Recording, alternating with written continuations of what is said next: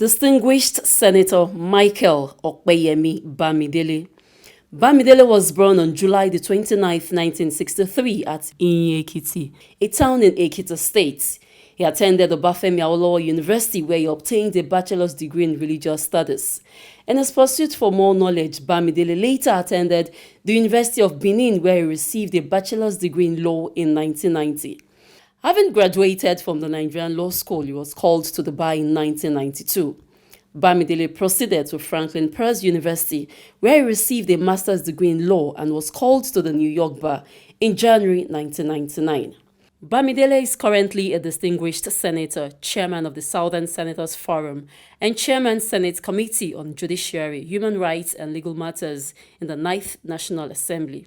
He is a lawyer without border, holding 3 professional licenses to practice in the Federal Republic of Nigeria as a barrister and solicitor of the Supreme Court, an attorney and counselor at law of the State of New York, USA, and the Notary Public of the State of New Hampshire, United States of America. In October 2018, he was also sworn in as a Notary Public of the Federal Republic of Nigeria.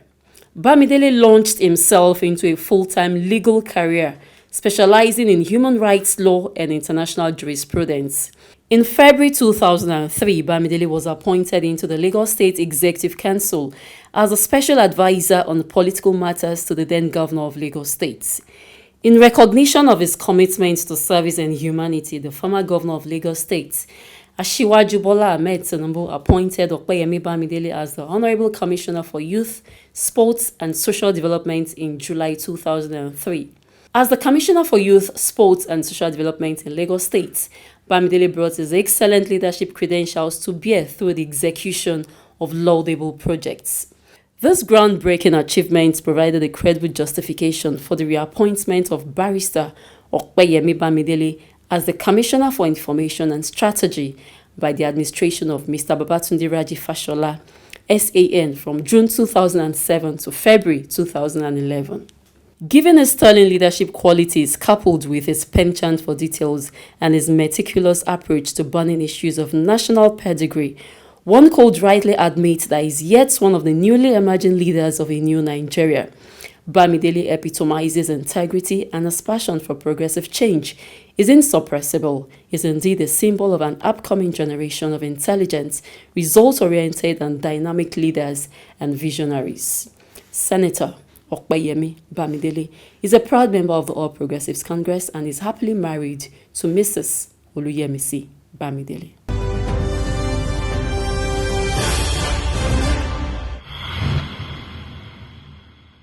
Like a carnival, they came out in their numbers to support one of their own.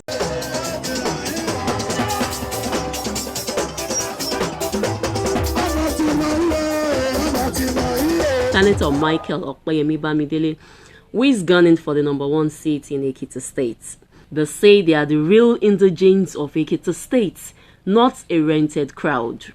Although the capital city of Ekiti State was thrown into celebration mood on Thursday, December the 23rd, 2021, as Senator Mariah-Sen.Opeyemi Bamidele formally declared his intention to aspire for the office of governor of the state. Several motorcycle riders had abandoned their daily hustling and joined the roving train as it raved towards the party secretariat in an enigmatic and captivating fashion. The commercial drivers were also not left out in the extreme show of love, as many of them also joined the campaign train that sauntered into the capital city and was heading for the APC secretariat. The born federal parliamentarian and elated Bamidele was dressed in a white flowing agbada with his traditional white owl cap to match, and was also waving uncontrollably as he navigated the thick crowd that ushered him to the party secretariat. APC party leaders that matters in the state also accompanied him to the secretariat, which includes the Director General of the Opeyemi Bamidele organization, Chief Akintade Olaisade.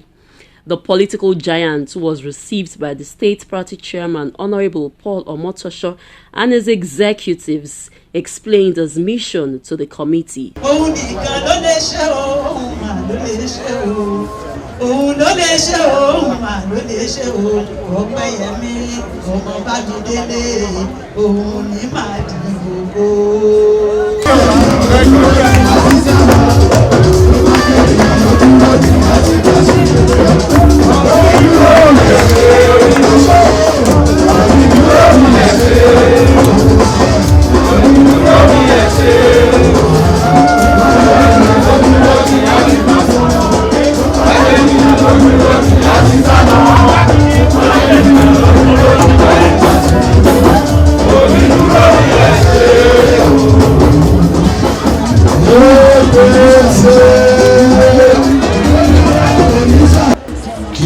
Primary January 22 ló lágbára jù fún wa láti ṣe.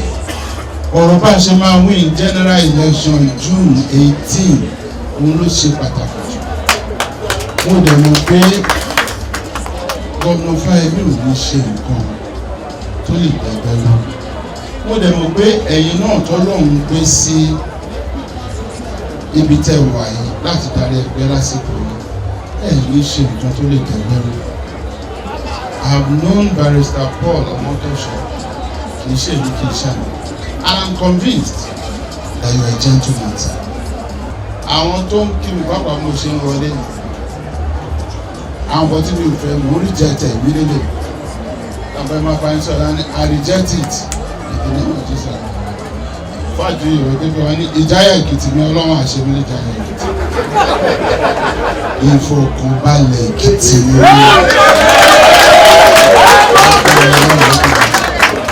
ìfọ̀kànbalẹ̀ Èkìtì lọ́lọ́run dẹ̀ máa ṣe nǹkan tó nínú ohun fẹ́ kí gbogbo wa mọ̀. Èmi o gẹ́gẹ́ bí èèyàn kan èmi ò ní bá wọn dúró síbì kan láti ṣe nǹkan tó lè fa tension nínú ẹgbẹ́ wa. Kí ló gbé mi níwájú yín nínú chairman àti gbogbo ẹ̀yẹ ẹ̀dárí ẹ̀gbọ́n wa. Èmi ọmọ yẹn àtàkùrọ̀ ní Michael Ọ̀pẹ́yẹmí. Wọ́n wá fi ẹnu mi sọ fún yín nínú orúkọ bàbá àti tọmọ àti tí èmi wọ́n mo ti jáde fún governorship. Ọ̀rọ̀ ẹgbẹ́ yẹ mi dáadáa. Èmi náà bẹ̀rẹ̀ gẹ́gẹ́ bí National Director of Publicity Alliance for Democracy kó tó di pé wọ́n yàn mí sínú ìjọba. And láti gbà yẹn kò dẹ̀ sí gbogbo ọ̀rọ̀ ẹgbẹ́ tí mi ò dá sí bá a ṣe kúrò láti Alliance for Democracy káàdì Action Congress káàdì Action Congress of Nigeria gbogbo àṣẹ Ọlọ́run àjọ ń tó ẹgbẹ́ náà. Inú mi dẹ̀ dùn fún Secretary àti mo tún wá bá yín lẹ́nu. Èmi ọmọ yín ẹ̀mọ̀ láti May 29, 2003 tí leader wa Ọ̀túnbáníyì Adébáyọ̀ ti kúrò lọ́fíìsì gẹ́gẹ́ bí gómìnà títí di October 16, 2010 tí gómìnà wa His Excellency Dr. Fáyemí tún di gómìnà padà. Èmi ọmọ yẹn mo kópa nínú bá a ṣe gbẹ́gbẹ́ ìdúró l'Èkìtì. Nígbà tí a sí ìjọba àwọn ministry tí mo ti jẹ commissioner lẹ́kọ̀ọ́ ló dàbí ìjọba tí ẹgbẹ́ yìí ní fọ́dún méje àbọ̀ yẹn. Mo san rent secretariat fọ́dún méje. Mo bá wọn san lára rẹ́ǹtì local government secretariat. Every December 650 bags of rice ni mo send to secretariat tó ń kó sí gbogbo 16 local governments àjọwọ́ àti yọ̀. Mo dúpẹ́ lọ́wọ́ Ọlọ́run pé Ọlọ́run jẹ́ kí n ṣe. Mo sọ gbogbo yẹn kí n lè sọ eléyìí pé ọ̀rọ̀ ẹgbẹ́ yẹn mi. Everywhere we go, we will bring the message of peace. We will bring the message of unity. Once again, the single chairman and the members of the state council, I am here because God has preserved my life, and I believe that I have been saved to serve, and I'm here to serve.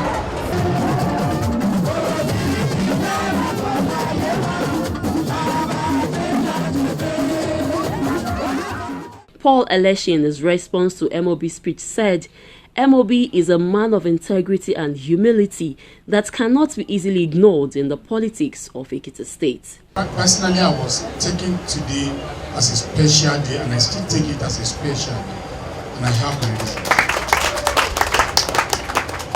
Ní fẹ́rẹ́ tán sọ lẹ́ẹ̀kan, mo jẹ́ secretary party níjọ́ tí he contested with Dr. Ekepeyemi. Right on the spot, níbi tí Dr. Ekepeyemi ti win ní primary ní distinguished it to sẹ́yìn wọn bẹ́ẹ̀ tó ń ti bẹ̀rẹ̀ sí bá wọn bọ̀ trust. Throughout, níjọ́ tán máa wá bí tíṣẹ̀lẹ̀ yẹn ṣẹlẹ̀. I was the secretary of this party, you know. Back when I was looking at you as we were trying to go out. This very spot where you are sitting, that was where you fell. The other guy fell here. We all became destabilized. We were all mad. We never felt that MOB will equally come again to sit down before us.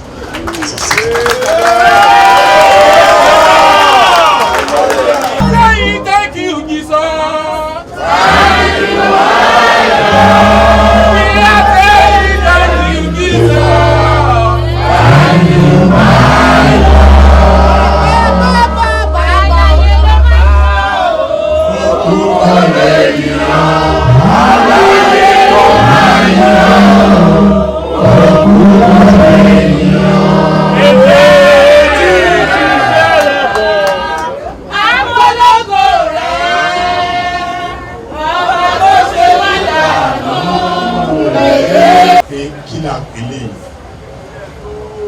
Chairman, irú èmi mo ní mo jẹ́ secretary ẹgbẹ́ ẹgbẹ́ yẹn ara olórí ẹgbẹ́ ni nígbà yẹn àbí tábìlú bá tẹ̀ ṣẹlẹ̀ even sí ẹni kejì tó wà bí ń jọ yẹn orí ẹgbẹ́ burú nìyẹn Ọlọ́run wá ṣe ń jọ yẹn orí wa wá burú. So I was the happiest when I saw him at the time after the whole thing tí wọ́n láwọn fẹ́ contest position ibi tán wáyé. Then I was asking from those that were here then, Tajo and SPP, must anybody even come to say that he was going to contest against him at all? Okay, okay, contest his senatorial seat, that person will be a person who wasn't a member of this party when that thing happened. Thank God he's a distinguished senator representing that senatorial district today. So, tí a bá ń fi ká ní MOB fẹ́ declare ká fi ọ̀sẹ̀ kan ṣe gbogbo ẹ̀ mi ò nílò bí púpọ̀ jù ká máa jó ká máa yọ̀ so lágbára Jésù àyẹ̀wò ọ̀run pàdé ìbànújẹ́ o. Àwọn leaders wa ti sọ̀rọ̀, you don't need to come and sell yourself to us again behind this party. Yes, even when you were not in Ekiti State, when you were in Lagos, it was like you were in Ekiti State. Who you are? Everything tẹ́ ń ṣe fún pátì pátápátá ṣẹ̀bí àná gbogbo aláwa ní òṣèlú báyìí gbogbo ẹ̀ là ń gbọ́, and truly you are able to sustain this party, and that is why we are here today. Ọpẹ́ ni fún Jésù sá. Àdé àwọn máa dúpẹ́ lórúkọ ẹgbẹ́ náà láéláé ni. Initially, I was afraid because there was a story going around that somebody has been anointed, but thank God that fear has been dispelled today. And from what we can see on ground, we are better off. And where I sat just now, I was told that none has appeared in the manner that we have appeared, that we are the best. In fact, when I was looking at the countenance of the chairman, I can see hope for our candidate. And God's willing, MOB is becoming the governorship candidate. In fact, outside APC, MOB is acceptable. Many people have been clamoring that MOB should be the candidate, and even PDP are praying that they wouldn't want MOB to be taken as the candidate of APC because they know MOB coming out is a defeat. It's a sign of defeat for them. They said it, and we understand, and that's why I am cocksure that now that MOB is coming out, we are already a winner. There is no doubt about it. He's a gentleman, honest, transparent, and dependable anytime, any day. He has the quality to contest for governorship of Ekiti. I'm following him because of his transparency. I'm following him because of his comportment. I'm following him because I saw him as the only person who has a transparent agenda for Ekiti State. It's a very welcome development to Ekiti because I know he's a man of integrity, a man that you can trust, very trustworthy and painstaking, resourceful. It's a blessing to Ekiti. If Ekiti can have him as a governor, when he was in the House of Rep, he performed a lot at our federal constituency. Then, as of today, he's a senator of the Federal Republic of Nigeria. Less than 3 years, he has brought a university awaiting the signature of the president to Ekiti, which nobody have ever done since the history of Ekiti.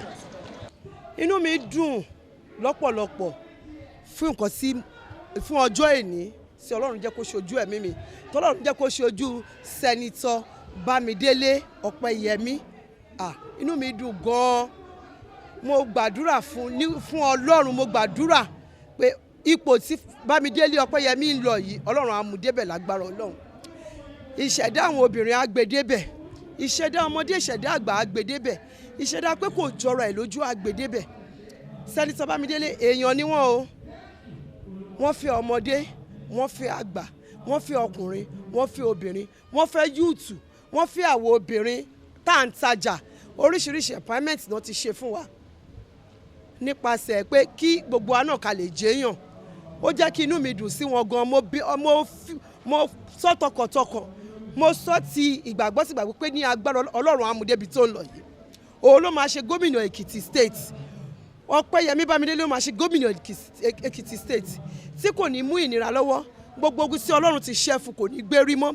Ibi gíga láyé Ọlọ́run máa bá wa mú lọ síbi gíga ni, kò ní kọsẹ̀, àṣìtàbọ̀ ò ní bà á, ọfà ayé ò ní bà á, ìbànújẹ́ ayé ò ní tọ́ sí tọmọtọmọ. Ibi tó ń lépa yìí Ọlọ́run á mú débẹ̀, Ọlọ́run á mú débẹ̀, Ọlọ́run á mú débẹ̀. Mo gbàdúrà ní orúkọ Jésù, Sẹ́nitọ́ Bamidele, ibi gíga láyé Ọlọ́run á mú ẹ débi gíga.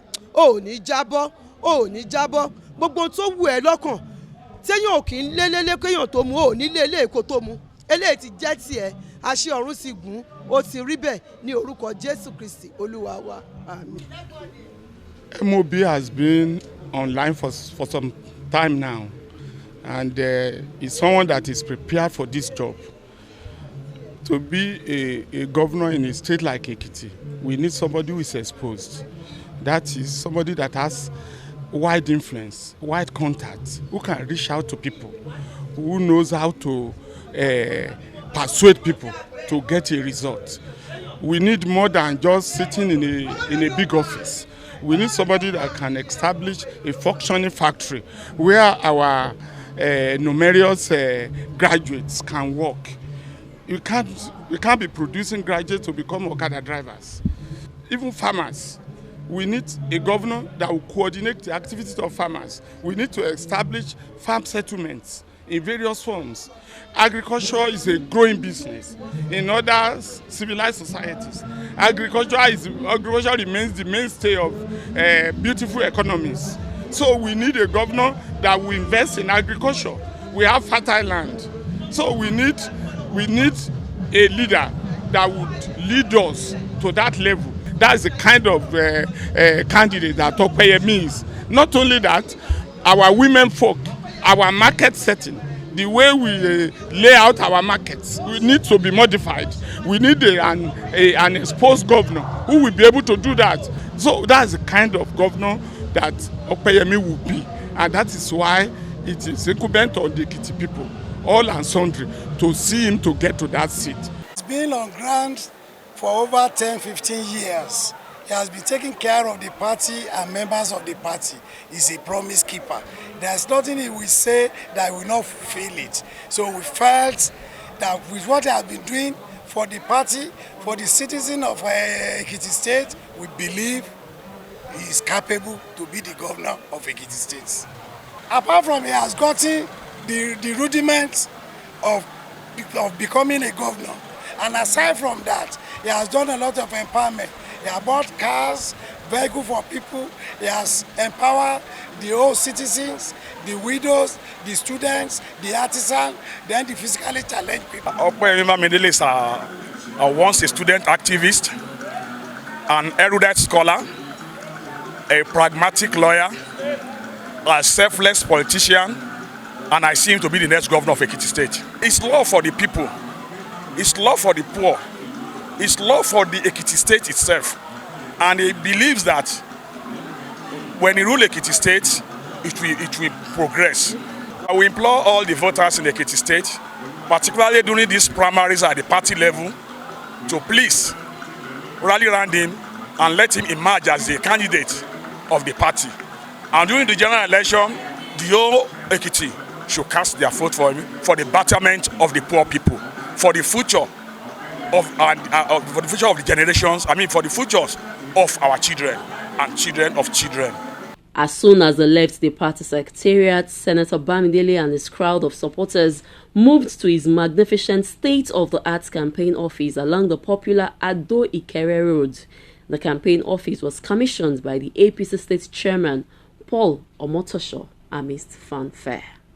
I, on behalf of the All Progressives Congress in the State Chapter, on this day, the 23rd December 2021, declared this office open for the good and use of our distinguished Senator Mariah-Sen.Opeyemi Bamidele, for his good and for the good of the party. In the name of the Father, Amen. The Son, Amen. And the Holy Spirit. Amen. Well, to the glory of God, I want to say that I'm happy to be here, alive, healthy, and able, both in terms of the mind and the physical. By God's grace, Ekiti people can look forward to a very scientific campaign. From me, a campaign that is driven by issues, a campaign that is based on realistic promises, and a campaign that is devoid of violence, and offensive language. By the grace of God, also, I intend to traverse every part of Ekiti and make APC members see the need to give me the ticket. I have no doubt that I'm loved by Ekiti people. I have no doubt that Ekiti people are waiting to vote for me. It will be a popular election. But I need the mandate of my party, I need the ticket of my party to stand in as the governorship candidate of the party, to be able to get the general election votes from Ekiti people. And I have no doubt that by God's grace this will happen. I am dropping the name of God Almighty. I am contesting this election.